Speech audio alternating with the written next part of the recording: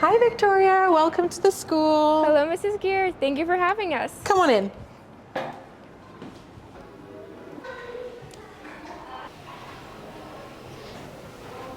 Hello, Mrs. Geer. Thank Hi, you Victoria. for coming on the podcast and taking the time to give us an interview here in Jeannine Manuel School of London. You entered Jeannine Manuel School as a student in 2003 and are now the head of communications, admissions, and development in Jeannine Manuel London.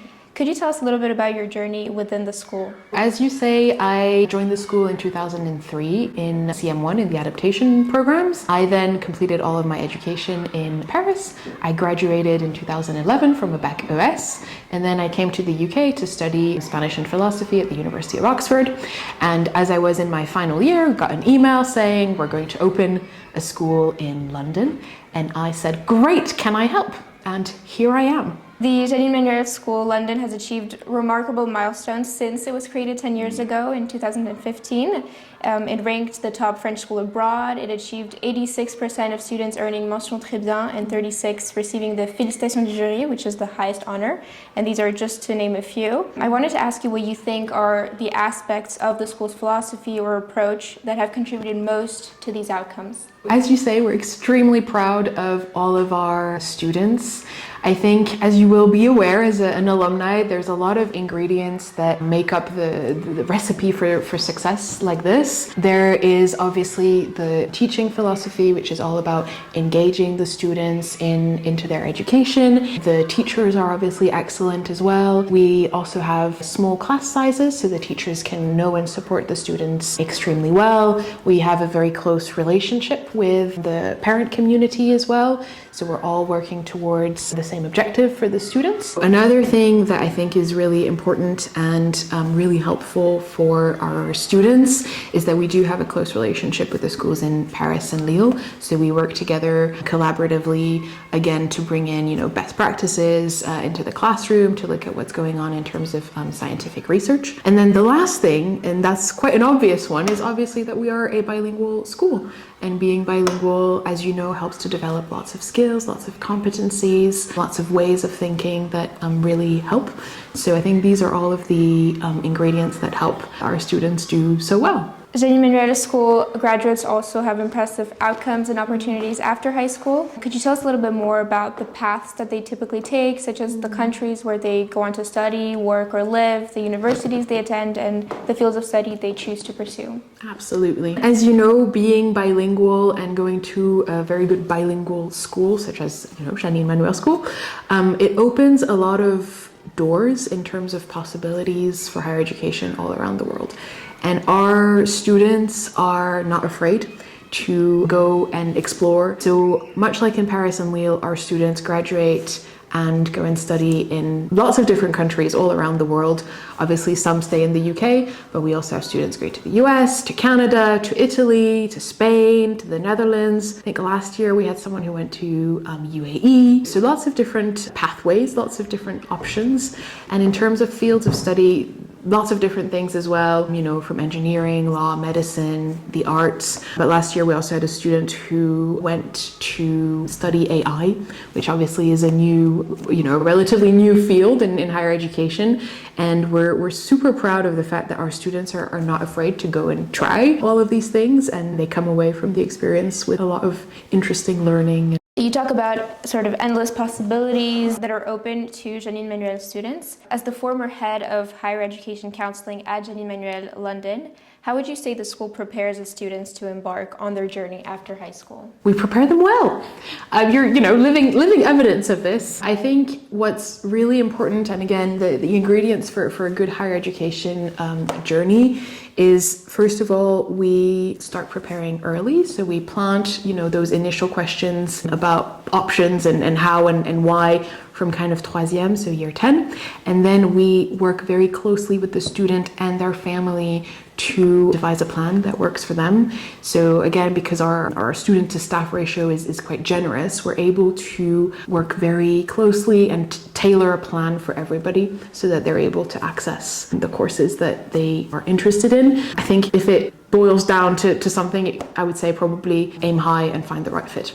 That's the philosophy. Educational innovation lies at the heart of Jeannine Manuel School's mission. Here at Jeannine Manuel School London, what innovative educational programs, tools, or frameworks are offered, and are there some that you're particularly proud of implementing? As you say, for Jeannine Manuel herself, it was very important not to be, afraid to experiment and to bring in best practice from around the world, whether inspired by what was going on in the classroom elsewhere in the world, or whether inspired by what was coming out in terms of research in cognitive science psychology. That spirit is very much alive here.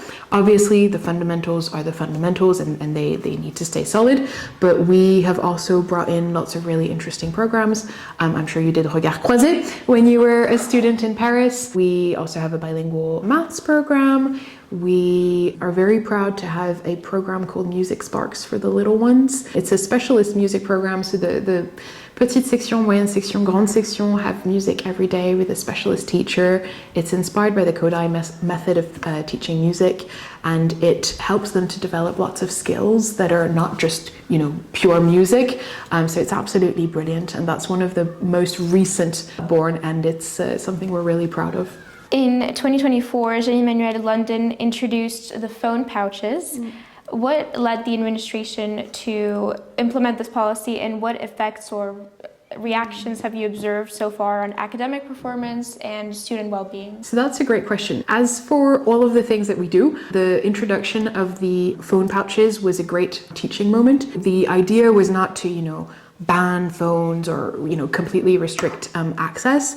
The idea was to help students to understand their relationship with their phone, and also to support them in being a little bit more detached from that relationship. So what we did in 2024 was that we introduced the phone pouches in middle school, so 6e to 3e. So at the beginning of the day, everybody pops the phone into the pouch, lock it up, and then you only get it at the end of the day. The feedback from the students, the teachers, the parents has been really, really positive.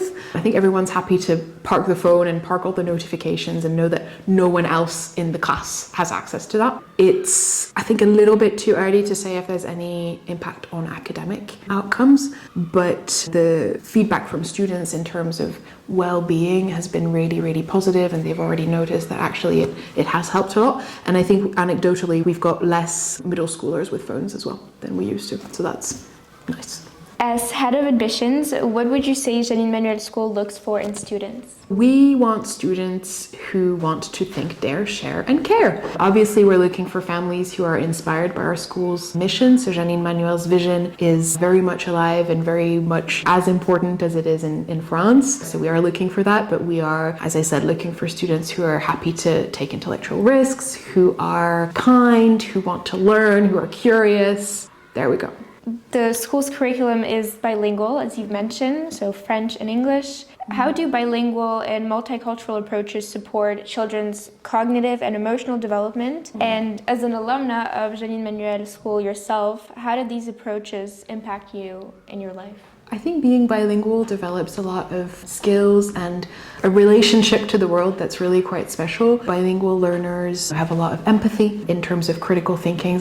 I think you're able to do things that might not be so easy in a single language curriculum. Again, I'm thinking of things like Regard Croisé, which are really quite precious. In terms of how being bilingual has influenced my life, I place a lot of importance on languages. I studied languages at university. I was so excited when I got this email saying, oh, we're opening up in London, because it's really, for me, the best way to understand, other people, other cultures is through speaking multiple languages. So I was very excited and humbled to be able to bring this project to life in London. And now it's my everyday. As Jeannine Manuel School in London is celebrating its 10-year anniversary this year, what hopes or wishes would you like to share for the school and its community? Yeah, it's a very special year. As you say, 10 years. C'est pas rien.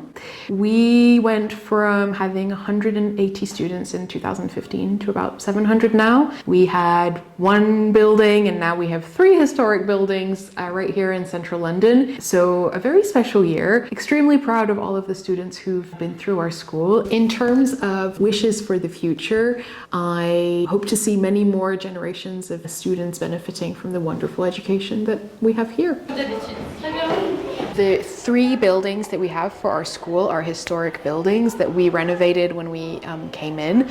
There's a lot of really interesting history in these buildings. So in our middle school, it used to be the home of a prime minister and then of Lady Ottoline Morel, who hosted the Bloomsbury set in what's now one of our classrooms, which is very exciting. And here in the primary school, it used to be the offices of Faber and Faber. So T.S. Eliot actually worked here for about 40 years. It's quite a special space to learn in. We renovated this summer, so we added a little stage, and as you can see, it's been changed up for the winter festivities, which is nice. Beautiful.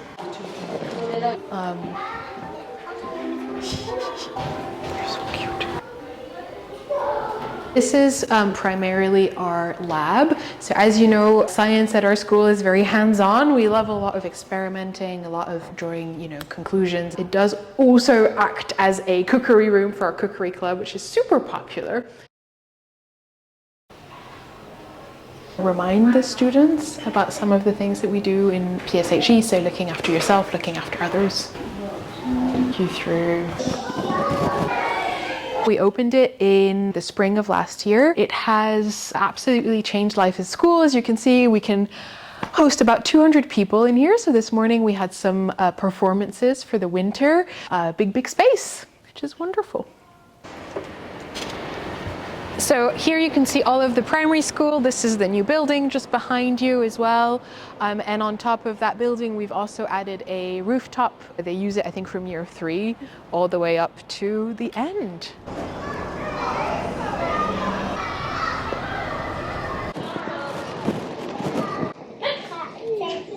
Thank you very much, Mrs. Geer, for taking the time to speak with us. It was a pleasure to have you on the podcast and to spotlight the Jeannine Manuel School in London. Thanks, Victoria.